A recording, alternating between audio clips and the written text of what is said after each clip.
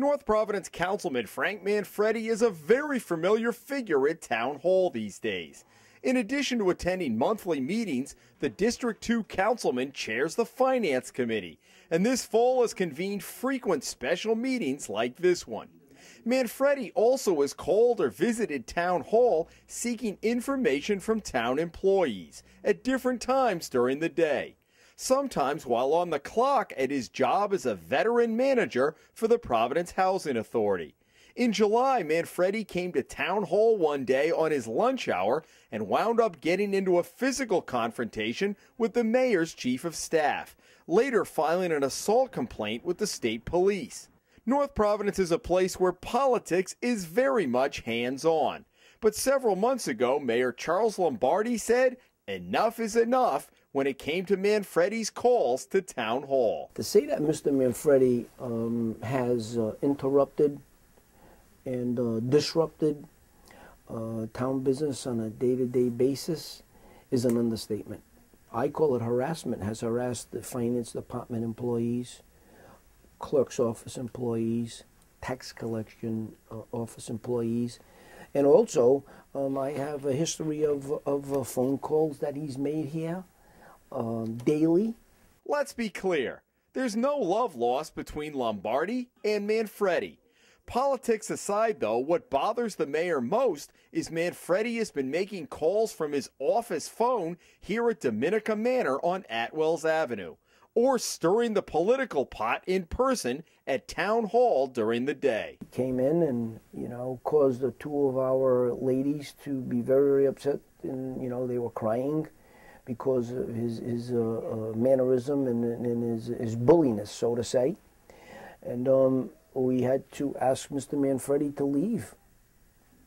And at that point, that was on Providence Housing Authority time. A week later, he went to the state police on Providence Housing Authority time to file a complaint against our chief of staff who was protecting the ladies here. So Lombardi filed a formal complaint of his own in September with the Housing Authority's executive director, Stephen O'Rourke, outlining a series of times during the work week that Manfredi visited or contacted Town Hall. O'Rourke tells the Hummel report his staff investigated the mayor's complaints and determined Manfredi was using vacation time for most of the specific incidents Lombardi cited. But he admitted Manfredi had been making some calls during the workday from the office. After he was elected 4 years ago, Manfredi was suspended without pay for a month from his job for violating the Hatch Act. Now that bans federally funded employees from dabbling in politics. The Office of Special Counsel said he had violated the act by running for office, but they allowed him to keep his job. At the time, Manfredi said if it came down to having to choose between his $70,000 a year job and the council position, which pays $8,000 a year, he'd resign his job. Shortly after Manfredi was elected, his boss warned him about town business getting in the way of his job.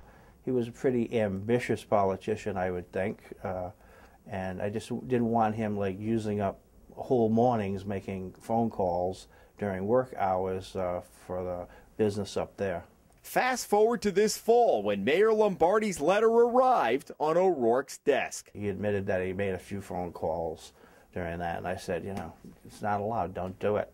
And then he said, well, he presented the general law, and he says, I'm not abusing it.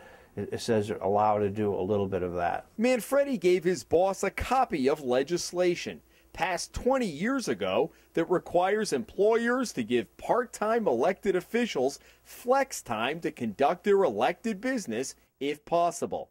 O'Rourke had never seen the law. The Hummel report spoke this week with one of the bill's sponsors, who recalled the legislation was aimed at allowing General Assembly members to adjust their workday to make the sessions in the afternoon, not necessarily to be doing outside work during the workday. I was shocked by it.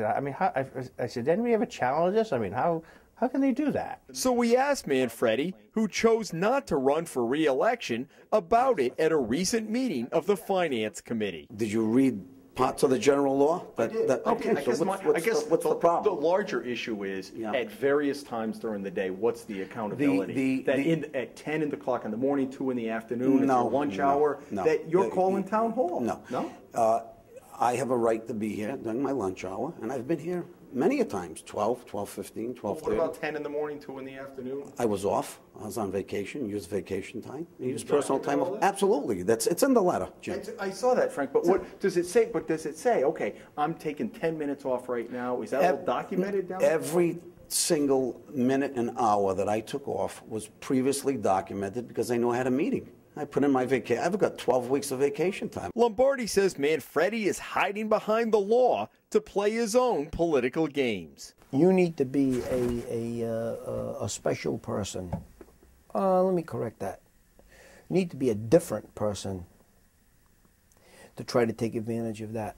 I think in your mind, in your heart, you should know that that law needs to be changed, so to say, and be honest with yourself and not try to take advantage of the situation. That's taking advantage of your job, your employment, and your employer. Do you think he's taking advantage of that law? Absolutely. In North Providence, Jim Hummel for the Hummel Report.